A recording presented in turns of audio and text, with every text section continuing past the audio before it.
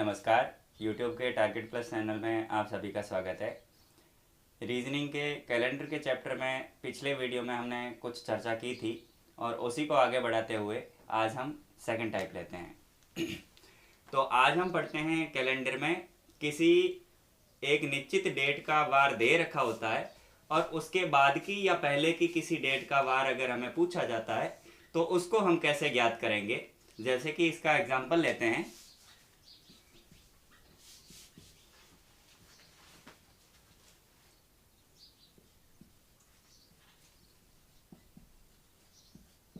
पंद्रह मार्च 2010 को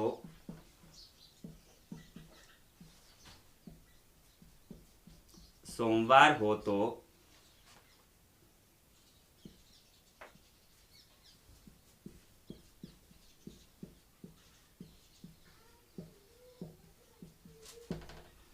क्वेश्चन है हमारे पास 15 मार्च 2010 को सोमवार हो तो 25 सितंबर 2010 को कौन सा वार था।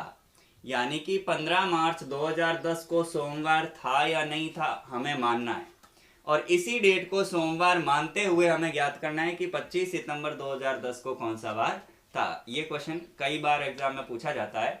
तो इसको हम कैसे फाइंड आउट करेंगे। हमें ज्ञात करना है जितने महीने दे रखे हैं उन सभी महीनों के दिन ज्ञात करने हैं और दिन कौन से महीने के कौन से होते हैं ये हमको पता है। फरवरी 28 या 29 का होता है और बाकी जो महीने वो 31 या 30 के होते हैं। यहाँ से शुरू करते हैं जनवरी से। जनवरी, फरवरी, मार्च, अप्रैल, मई, जून, जुलाई, अगस्त, सितंबर, अक्टूबर, नवंबर और दिसंबर। ऊपर आने वाले 31 के, अंदर आने वाले 30 के। तो मार्च से लेकर सितंबर तक के महीने हमारे पास, तो इनको लिख दीजिए।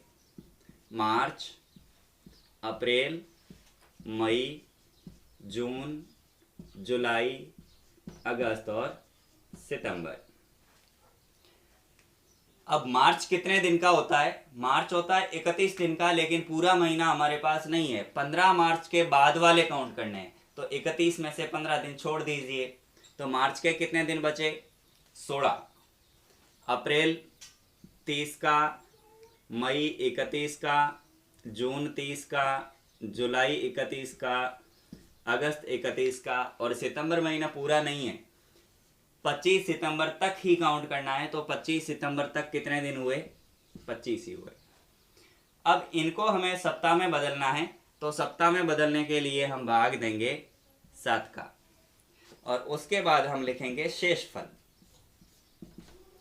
16 में 7 का भाग दिया, शेषफल क्या बचेगा, 7 दूनी 14 यानी कि शेषफल 2। 30 में देने पर 7 चौके 28 यानी कि यहाँ पर भी शेषफल 2।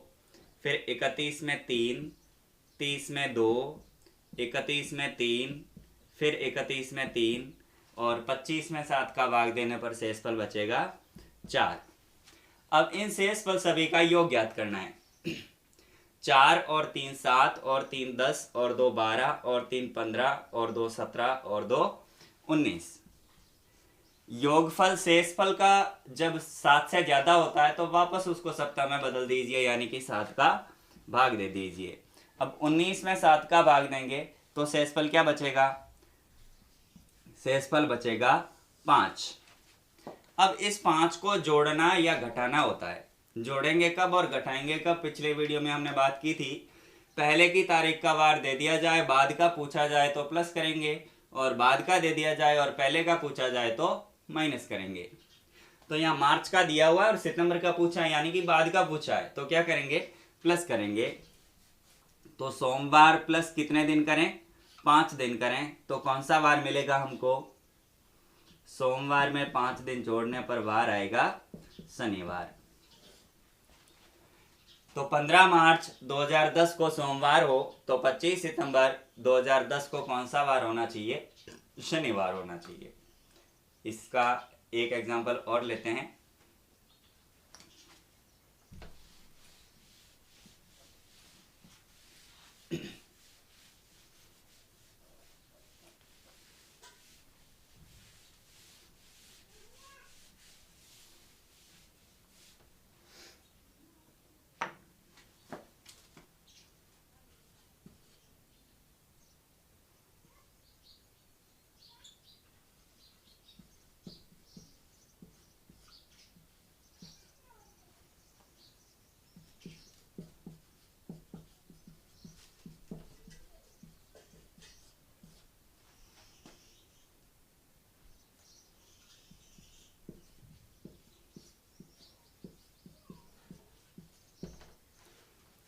सेकंड क्वेश्चन है हमारे पास, 20 जुलाई 2017 को सोमवार हो तो 10 फरवरी 2017 को कौन सा वार था।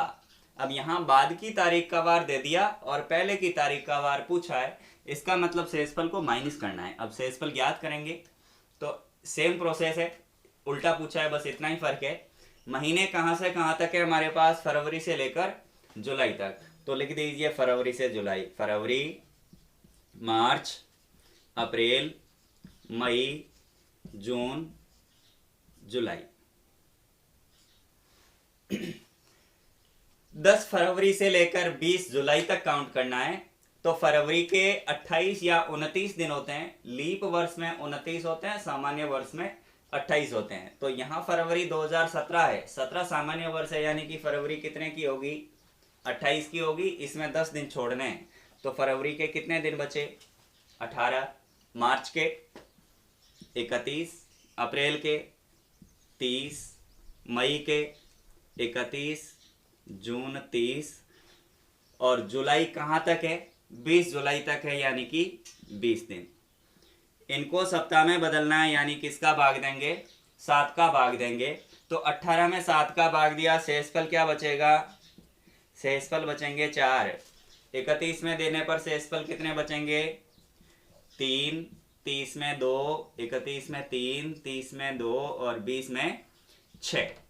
अब इन सभी का योग करिए, 6 और 2 8 और 3 11, 11 और 2 13, 13 और 3 16, 16 और 4 20। योगफल कितना आया हमारे पास, 20 आया है। अब इसको सप्ताह में बदलना है, वापस किसका भाग देंगे, 7 का भाग दिया, शेषफल क्या आया, 6। अब इस शेषफल को सोमवार में माइनस करना है। माइनस क्यों करना है, क्योंकि बाद की तारीख का देकर पहले का पूछा है, तो माइनस करेंगे। तो सोमवार में 6 दिन माइनस करेंगे तो कौन सा वार आएगा, तो वार आएगा मंगलवार।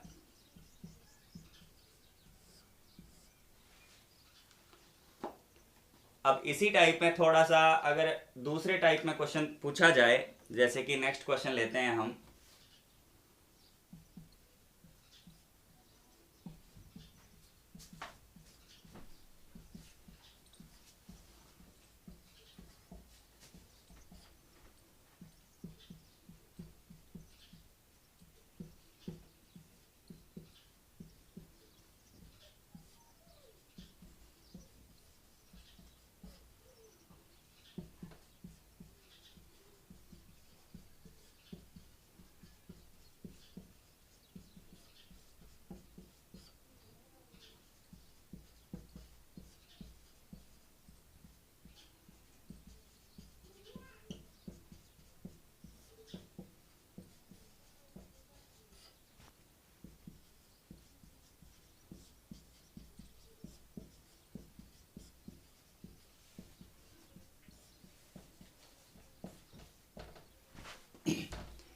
नेक्स्ट क्वेश्चन है हमारा, यदि किसी लीप वर्ष में गणतंत्रता दिवस रविवार को मनाया जाता है तो उसी वर्ष स्वतंत्रता दिवस किस वार को मनाया गया।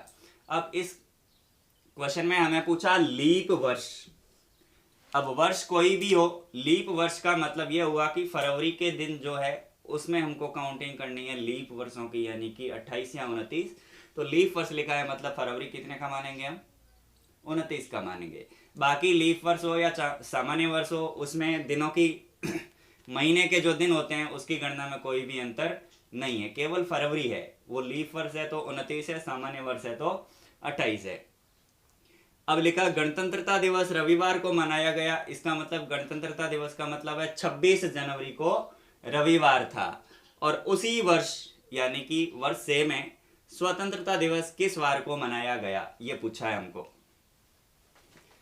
तो गणतंत्र का मतलब है 26 जनवरी को कौन सा वार है, रविवार। और 15 अगस्त का पूछा है और वर्ष वही है। पहले की तारीख का वार दे दिया, बाद का पूछा है, यानी कि इसमें हम क्या करेंगे, प्लस करेंगे। अब हमारे पास जो महीने हैं उनकी गणना करनी है, दिनों की। महीने कौन कौन से हैं हमारे पास, जनवरी, फरवरी, मार्च, अप्रैल, मई, जून, जुलाई और अगस्त। जनवरी 31 का होता है, उसमें से हमको 26 जनवरी के बाद के काउंट करने हैं। तो कितने दिन बचे? 31 में से 26 माइनस कर दीजिए 5। लीप वर्ष लिखा है, इसका मतलब फरवरी के 29 दिन, मार्च के 31, अप्रैल 30, मई 31, जून 30, जुलाई 31 और अगस्त के 15। अब वही प्रोसेस है कि 7 का भाग देना है और शेषफल लिखना है। तो हमने 5 में 7 का भाग दिया, 5 में 7 का भाग गया ही नहीं, शेषफल क्या लिखेंगे?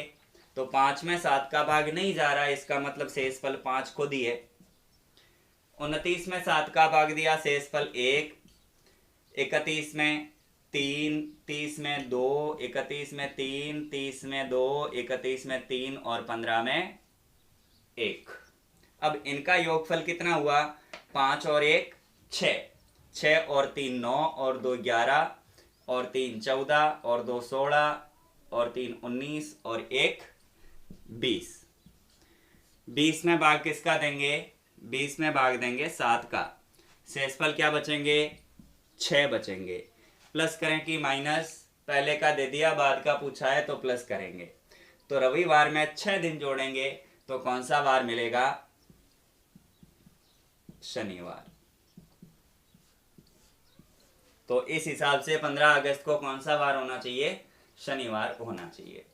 नेक्स्ट क्वेश्चन लेते हैं इसका।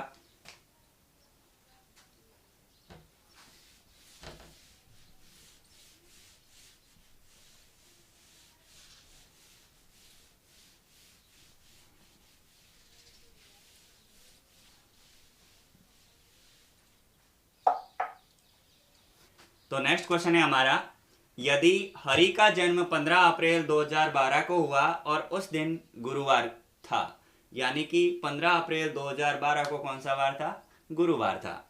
जबकि प्रकाश का जन्म 12 जुलाई 2012 को हुआ, तो बताओ प्रकाश का जन्म किस वार को हुआ?